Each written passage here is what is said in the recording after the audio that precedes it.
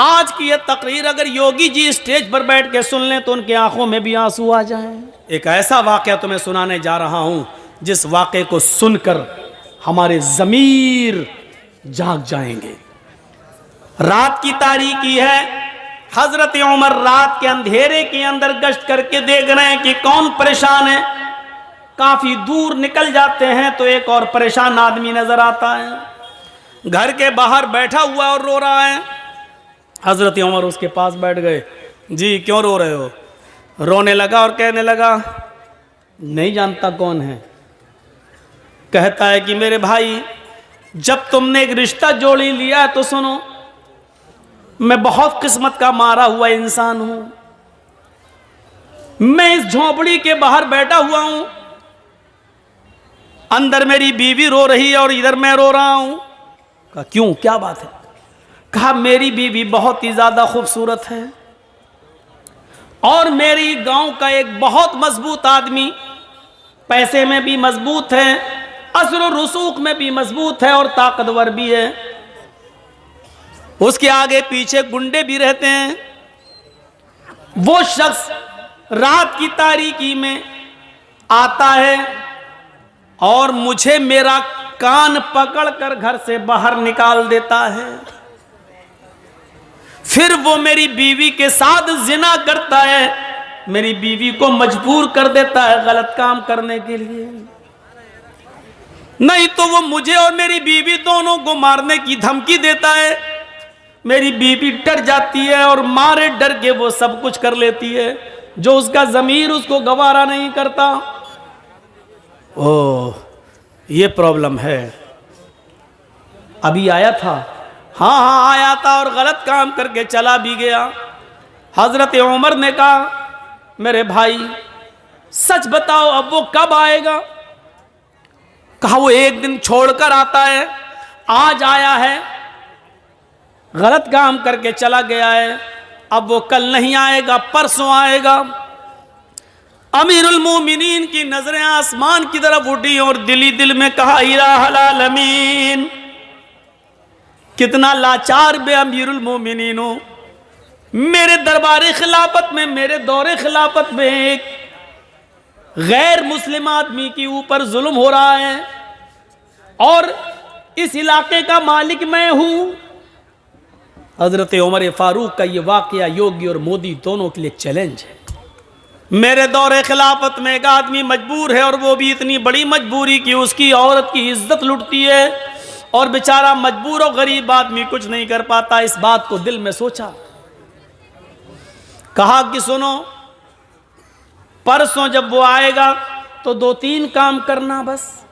कहा क्या? कहा अपनी बीवी से कहना कि जब वो आए और तुम्हारे साथ गलत काम करने का इरादा करे और आ ही जाए तो उससे कहना कि भाई अब तो हमारा और तुम्हारा मामला बहुत करीब हो ही गया है, तुम हमारे दिल में बैठ ही चुके हो और हम तुम्हारे दिल में, तो अब रोजाना नखरे दिखाने से क्या फायदा। ऐसा करो कि ये काम तुम कर, जब चाहो तब कर लिया करो, लेकिन रोशनी में मुझे अच्छा नहीं लगता है, रोशनी में मुझे मेरे पति की, मेरे शौहर की याद आती है, इसलिए चिराग बुझाकर ये गलत काम करो और मैं खुलकर तुम्हारा सपोर्ट करूंगी। इतना कहना, वो तुम्हारी बीवी की बातों में आ जाएगा और चिराग बुझा देगा, बकिया काम मैं संभाल लूंगा। वो कहने लगा, क्या मतलब है तुम्हारा? बकिया काम संभाल लूंगा, क्या मतलब? कहा तुम डरो नहीं, कुछ नहीं होगा, और अपनी बीवी से ये कह देना कि खाना बनाकर रखना। यार ये क्या मसला, खाने से इसका क्या ताल्लुक है? बस जो कह रहा हूं वो करना। अपनी बीवी को बोलना कि खाना बनाकर रखे और जब वो तुमसे गलत काम करने लगे तो चिराग बुझा देना, बस। एक दिन गुजर गया, वो नहीं आया। दूसरा दिन वो आता है, जिना की नीयत लेकर आता है, जिना के इरादे से आता है, जिना करने के लिए आता है। उस गरीब आदमी की झोपड़ी में घुसता है। हजरत उमर फारूक पहले से तलवार लेकर छिपे हुए हैं, घर के मालिक को भी पता नहीं कि अमीरुल मोमिनीन आ चुके हैं। इस आदमी के आने का इंतजार कर रहे हैं। जब रात पूरी तरीके से अंधेरे में छा जाती है तब ये शख्स अंदर जाता है, कान पकड़कर घर के मालिक को बाहर बिठाता है, चल बाहर चल, उधर चल, अंदर कर दे बाहर।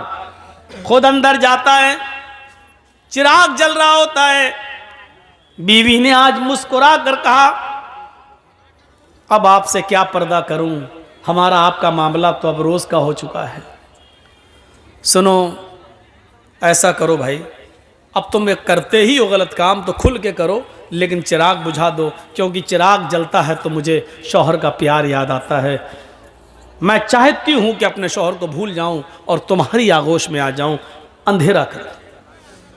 बातों में आ गया, चिराग बुझा दिया। उधर हजरत उमर इस ताक में थे कि गलत काम होने ना पाए, क्योंकि मैं बचाने के लिए आया हूं। जैसे ही चिराग बुझता है, हजरत उमर फारूक उस झोंपड़ी के अंदर घुसते हैं। अब खतरा था कि तलवार अंधेरे में चलाएं तो ऐसा ना हो कि आदमी की जगह पर, जानी की जगह पर इस गरीब आदमी की बीवी की गर्दन पर कहीं तलवार न चल जाए, इसलिए कुछ बोलना था।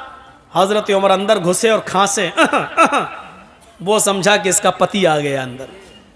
और उसने कहा, अभी भाग, चल, अभी तो कुछ हुआ ही नहीं, तू आ गया, भाग। इसी आवाज को सुनना था हजरत उमर फारूक को। हजरत उमर फारूक ने देख लिया कि आवाज किस सिमत से आ रही है, उसी वक्त उसके सर को पकड़ लिया। जैसे ही उसके सर को पकड़ा और बाल पकड़ के खींचा तो उसके बाल भी लंबे लंबे थे। अब यह शक हुआ कि कहीं औरत के बाल तो नहीं है। अब वो उसको बार बार उसको बाल को झुमा रहे हैं, तो वो चीखता है, अबे क्या कर रहा है, अबे हट। समझ गए कि यही है, फौरन बाल पकड़ के गिराया, मारी एक तलवार। जिंदगी का रिकॉर्ड है, हजरत उमर ने जब भी किसी को कत्ल किया दोबारा तलवार चलाने की नौबत नहीं आई। एक ही वार में गर्दन तन से जुदा हो जाती थी। अंधेरे में भी तलवार मारी तो गर्दन अलग पड़ी हुई है, तन अलग है, तड़पने लगा। कहा, मेरी बहन जल्दी से चिराग जलाओ। चिराग जलाया। हजरत उमर ने चेहरा देखा, मुस्कुराहट आई, कहा, अल्हम्दुलिल्लाहि रब्बिल आलमीन। घर का मालिक अंदर आ गया, कहने लगा, है बड़ा अजीब मामला है।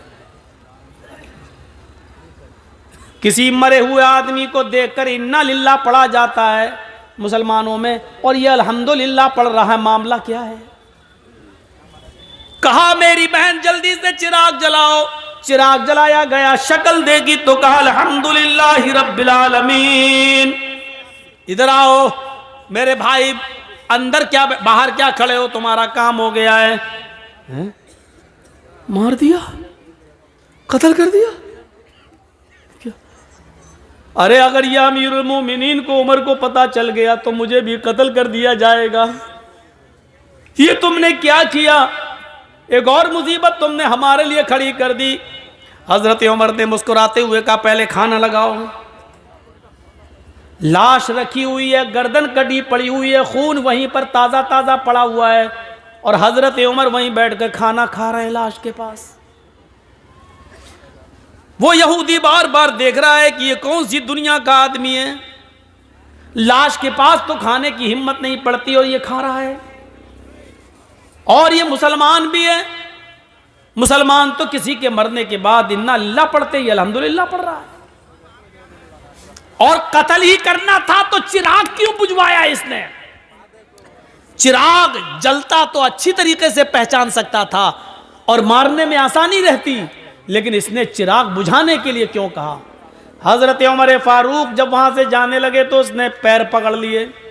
कहता है, मेरे ऊपर मुसीबत खड़ी करके कहाँ जा रहे हो? उमर के किसी आदमी को पता चल गया तो मुझे भी कत्ल कर दिया जाएगा। हजरत उमर ने कहा, पैर छोड़ो, क्यों डरते हो, क्या बात है, मैं ही उमर हूं।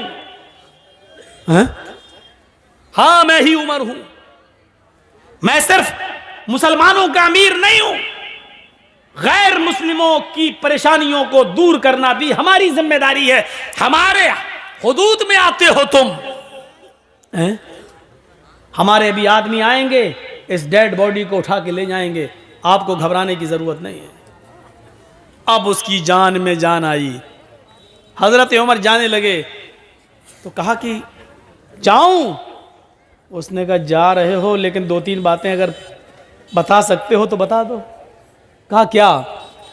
कहा अमीरुल मोमिनीन, चिराग की रोशनी अगर जल रही होती तो आपको इस आदमी को मारने में आसानी थी, लेकिन आपने ये क्यों कहा था, अपनी बीवी से कह देना कि चिराग बुझा देना। और जब चिराग जलाकर देखा तो आपने इन्ना लिल्लाह के बजाय अल्हम्दुलिल्लाह आपने क्यों कहा? और आपने ये क्यों कहा था कि खाना बनाकर रखना, खाने से इसका क्या ताल्लुक था? ये 3 बातें मेरी समझ में नहीं आई। हजरत उमर ने कहा, मेरे यहूदी भाई सुन, जब तूने मुझे परसों अपनी बीवी की दास्तान सुनाई, इंसानियत देखिए, मानवता देखिए, आज की यह तकरीर अगर योगी जी स्टेज पर बैठ के सुन लें तो उनकी आंखों में भी आंसू आ जाएं। अगर उनके पास इंसानियत का दिल होगा तो, और अगर उनके अंदर इंसानियत ही ना हो, ठोक दो वाली पॉलिसी अपना रहे हों, तो उनकी अम्मा भी मर जाए तब भी आंसू नहीं आएंगे, उनके बच्चे है ही नहीं तो क्या रोएंगे। हम भी क्या क्या बोल जाते हैं। अब रात के 11:15 बज रहे हैं तो दिमाग तो मेरा भी खराब है ना। अब उसके अंदर क्या दर्द होगा बेचारे के अंदर। सोचिए जरा, ये अमीरुल मोमिनीन है और एक यहूदी की मदद करने पहुंच रहे हैं। यहां 750 किसान के मरने के बाद कानून वापस लिया जाता है, लेकिन 2 मिनट का मौन तक नहीं रखा गया। मोदी जी आज तक उन 700 किसानों को शहादत का दर्जा देने के लिए तैयार नहीं है।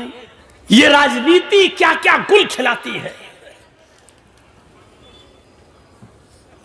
कहा परसों जब मैं आया था और तूने मुझे अपनी दास्तान सुनाई थी, तो उस दिन मैंने सोचा, तूने कहा कि बड़ा असर रसूख वाला आदमी है, जान पहचान वाला आदमी है, पैसे वाला आदमी है, तो मैंने सोचा कि आए उमर, ये गलत काम करने वाला कहीं तेरा बेटा तो नहीं है, कहीं तेरे खानदान का कोई आदमी तो नहीं है। इतनी हिम्मत किसकी है जो मेरे दौरे खिलाफत में यहाँ आकर ये काम कर रहा है? तो मेरे दिल में ये ख्याल आया कि इतना गंदा काम मेरे दौरे खिलाफत में कोई मेरे खानदान का, मेरे घर का कोई आदमी तो नहीं कर रहा है। इसलिए मैंने कहा था चिराग बुझा देना। आए मेरे यहूदी भाई, जब मैं घर के अंदर घुसा चिराग बुझाने के लिए, इसलिए कहा था अगर चिराग जल रहा होता और ये आदमी या जिना करने वाला कोई और होता, मेरा करीबी रिश्तेदार होता, मेरा बेटा होता, और तेरे घर में जब मैं घुसता और चिराग जल रहा होता और मेरी नजर उसकी ऊपर पड़ती और उसकी मेरी ऊपर पड़ती, तो हो सकता अपना बेटा समझकर, अपना बेटा अपने बेटे को देखकर, अपने भतीजे को देखकर, अपने खानदान के किसी रिश्तेदार को देखकर, हो सकता था कि मेरा गुस्सा ठंडा हो जाता और तलवार फिर मेरी उसकी गर्दन पर न चलती और फिर मैं तुझे मनाता कि कुछ ले दे के मामला रफा दफा कर लो। इसलिए मैंने चिराग बुझाने के लिए कह दिया था, ताकि न मैं शक्ल देखूंगा ना उसकी शक्ल मुझे दिखेगी, तो तलवार चलाने में आसानी होगी। फिर मैंने उसकी गर्दन पे तलवार चलाई और जब गर्दन मेरे हाथ में आ गई तन अलग, तो फिर मैंने तुम्हारी बीवी से कहा बहन जल्दी से चिराग जलाओ, इसलिए कि मैंने ये देखने की हिर्स थी, लालच था कि देखे मरने वाला मेरा रिश्तेदार तो नहीं है। जब चिराग जला और उसके सर पर मेरी नजर पड़ी तो मैंने अल्लाह का शुक्र अदा किया, इसलिए कि अल्हम्दुलिल्लाह मरने वाला मेरा खानदान का नहीं, मेरा रिश्तेदार नहीं, मेरा बेटा नहीं, मेरा भतीजा नहीं, मरने वाला भी गैर मुस्लिम है, तू भी गैर मुस्लिम है, ये गलत काम करने वाला भी गैर मुस्लिम है। इस पर मैंने अल्हम्दुलिल्लाह रब्बिल आलमीन पढ़ा। तमाम तारीफें अल्लाह के लिए हैं जिसने जो दोनों जहान का पालनहार है, इसलिए मैंने अल्हम्दुलिल्लाह पढ़ा है कि मरने वाला मेरे खानदान का नहीं है। उसने कहा अच्छा, खाना बनाने के लिए क्यों कहा? कहा जब तूने परसों मुझे ये दास्तान सुनाई तो उसी दिन मैंने कसम खा ली, उमर तेरे दौरे खिलाफत में यह आदमी परेशान है और तू आराम से कैसे खाना खा सकता है, तू कैसे पानी पी सकता है, तू मौज मस्ती के साथ कैसे रह सकता है। आए उमर, उस वक्त तक तेरे ऊपर खाना हराम है जब तक कि उस आदमी के लिए खाने के लिए रास्ता हमवार न कर देगा, जब तक कि इस आदमी को मारकर और उस आदमी को नजात देकर जब तक मैं फारिग न हो जाऊं तब तक मैं खाना नहीं खाऊंगा। मैं परसों से भूखा हूं, कल दिन भर नहीं खाया, आज दिन भर नहीं खाया। जिंदा रहने के लिए मैंने 1-2 खजूरें खाई और पानी पिया। मेरे दिल में यह था कि जब तक तुझे इस मुसीबत से नजात न दिला दूं, तुम्हारे लिए खाने पीने का रास्ता हमवार न कर दूं। जब तुम चैन से नहीं खा पा रहे हो तो मैं चैन से कैसे खाऊं? जब तुम चैन से बैठ नहीं पा रहे हो तो मैं चैन से कैसे बैठूं? इसलिए मैंने खाना नहीं खाया था। अल्हम्दुलिल्लाह आज मैंने पेट भर के खाना खाया। एक आदमी की मुसीबत को अपनी मुसीबत समझना, उसके दर्द को अपना दर्द समझना, यह इस्लाम है। इन्नद्दीन इंदल्लाहिल इस्लाम, अल्लाह की दृष्टि में, अल्लाह की नजर में सबसे बेहतर दीन इस्लाम है। यह इंसानियत हमारे और आपके अंदर होनी चाहिए, वरना एक औरत कह देती थी रात के अंधेरे में, एक औरत रात के अंधेरे में हजरत उमर ने देखा कि हांडी जल रही है। उस औरत के पतीली का ढक्कन खोल के देखा तो उसमें सिर्फ पानी गर्म हो रहा है और 2-3 पत्थर पड़े हुए हैं। उस औरत से पूछा, ये क्या है पानी के अंदर पत्थर? कहा कि मैं नहीं जानती ये कौन है। कहती है क्या करूं, बच्चे भूखे हैं, इनको तसल्ली दे रही हूं, आग जलती रहेगी, हांडी पकती रहेगी, पत्थर उबलते रहेंगे और इन बच्चों को इंतजार में, हाँ मेरी माँ खाना बना रही है, नींद आ जाएगी और भूखे सो जाएगी। बच्चों को धोखा दे रही हो तो क्या करूं, मेरे पास जब कुछ है नहीं। तुमने अमीरुल मोमिनीन से क्यों नहीं कहा, उमर से क्यों नहीं कहा? उस औरत का जवाब देखो क्या है। कहती है मैं उमर के पास क्यों जाऊं कहने के लिए, क्यों जाऊं मैं? उमर अमीर है, लोगों का जिम्मेदार है, उमर की ड्यूटी है ये पता लगाना कि किसके घर में चूल्हा जल रहा है और किसके घर में चूल्हा नहीं जल रहा है। मेरे भाई तुम गवाह रहना, हजरत उमर से ही कह रही है, मेरे भाई तुम गवाह रहना, कल कयामत के दिन मैं उमर का गरीबान पकड़ूंगी। उमर बोले बहन, उमर को क्या मालूम तुम्हारी हालत का नहीं मालूम है तो मालूम करना चाहिए, ज्यादा पक्ष मत लो उमर का, ज्यादा पक्ष मत लो उमर का, चलो यहां से। हजरत उमर कहते हैं मेरी बहन तुम रुको, तुम बहन हो, मैं घर से कुछ इंतजाम करता हूं। यह नहीं बताया कि मैं ही उमर हूं। अंदर गए, दरबार खिलाफत में अपने गुलाम मसलम को जगाया, आटे की एक बोरी, घी वगैरह, अनाज वगैरह और उस जमाने में जो फल फ्रूट जो अनाज चलता था उसकी एक थैली ली, एक पीठ पे लादी, तेल और घी अपने हाथ में लिया और चलने लगे। उनका गुलाम कहता अमीरुल मोमिनीन ये क्या कर रहे हैं? आप हमारे आका हैं, मैं आपका गुलाम हूं, ये सारा बोझ उठाने के लिए मैं हूं, आप नहीं। हजरत उमर ने जो जवाब दिया सुनिए, वो इस मुल्क के जिम्मेदारों के लिए जरूरी है। हजरत उमर ने जवाब दिया, नहीं नहीं नहीं नहीं, कयामत के दिन उस औरत ने मेरा गरीबान पकड़ने की बात कही, तुम्हारा नहीं। इसलिए इस गल्ले की बोरी को मैं ही अपनी पीठ पर ला दूंगा और मैं ही लेकर जाऊंगा। हजरत उमर उस गल्ले को लाद कर जाते हैं, अपने हाथ से आटा गूंथते हैं, अपने हाथ से सालन तैयार करते हैं, अपने हाथ से बच्चों को खाना खिलाते हैं, फिर उस औरत से कहते हैं, बच्चों की मां बहन तुम भी खाना खा लो। फिर उस औरत ने खाना खाया। जब हजरत उमर फारूक ने उन सबको खाना खिला दिया और वहां से जब आने लगे तो उस औरत ने पीछे से दामन पकड़ के कहा, लोग कितने बेवकूफ हैं जो उमर को खलीफा बना देते हैं। उमर के अंदर खलीफा होने वाली कोई चीज नहीं पाई गई। अरे खलीफा बनने के लायक तो आप हैं, अमीरुल मोमिनीन तो बनने के लायक आप हैं। आप रात में उठते हैं और गरीबों की देख रेख करते हैं। आपने हमारे बच्चों का पेट पाला, अल्लाह आपका पेट आपके बच्चों को आबाद रखे। हजरत उमर फारूक रोने लगे। उस औरत ने कहा, तो आपने मुझे बहन कहा और आप रो रहे हैं। आपने मेरे घर में खुशियां दी हैं, बच्चों को खिलाया है और मेरी वजह से आपकी आंखों में आंसू। कहा नहीं मेरी बहन, तेरी वजह से आंसू नहीं, आंसू तो इन जुमलों से आए हैं कि तूने कहा कयामत के दिन में उमर का गरीबान पकड़ूंगी। मेरी बहन मैं तुझे कैसे बताऊं कि मैं ही उमर हूं, अमीरुल मोमिनीन मैं ही हूं, और ये मेरी गलती है कि अब तक तेरे घर की खबरगिरी मैं नहीं कर सका।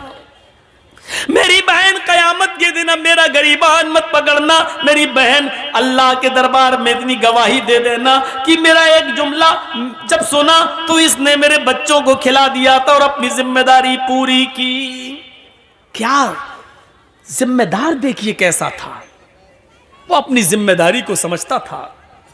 हम अपनी जिम्मेदारी नहीं समझते, अपना हो या पराया, हर एक की खिदमत करना यह इस्लाम कहलाता है।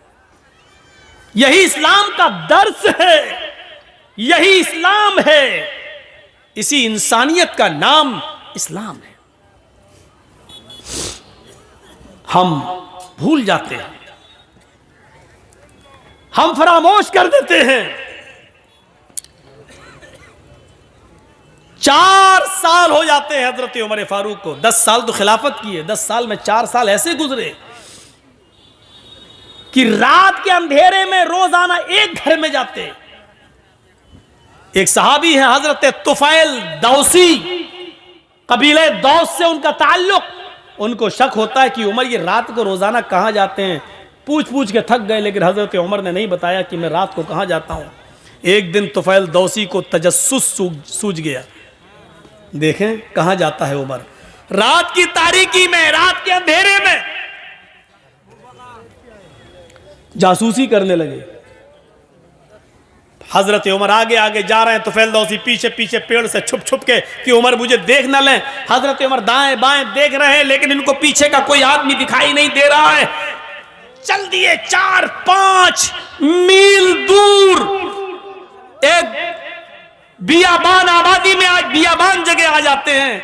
5-6 झोपड़ियों के अलावा वहां कुछ नहीं है। एक झोपड़ी में चिराग जल रहा था। हजरत उमर फारूक ने दाएं बाएं देखा कि मुझे कोई नहीं देख रहा, उस झोपड़ी के अंदर घुस जाते हैं। तो तुफैल दौसी को शक हो गया कि उमर इतनी रात में इस झोपड़ी में क्या करने गया।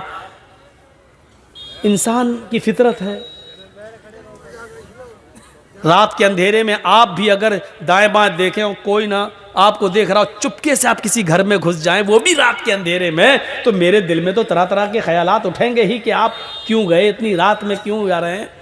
तुफैल दौसी कहते हैं कि मैं उमर के निकलने का इंतजार करने लगा कि इतनी रात में उमर इस घर में क्या करता है और रोजाना आता है क्या करता है। काफी देर के बाद उस झोंपड़ी से जब हजरत उमर निकले और सीधे चले गए, तुफैल दौसी ने कहा जा रहे हैं जाने दो, मैं झोंपड़ी में जाके देखूं कि इसमें क्या है। हजरत तुफैल जब उस झोंपड़ी में घुसते हैं तो क्या देखते हैं कि एक कोने में चिराग जल रहा है। उस चिराग के पास खजूर के पत्तों की बनी हुई एक चटाई बिछी हुई है। उस चटाई के ऊपर कोई लेटा हुआ है। करीब गए तो पता चलता है कि एक औरत है, और करीब जाते हैं तो पता चलता है कि वो बूढ़ी औरत है। और करीब गए तो क्या देखते हैं कि वो तो आंखों से अंधी है, दांत उसके मुंह में नहीं है और हाथों से कोड़ी और पैरों से लंगड़ी है।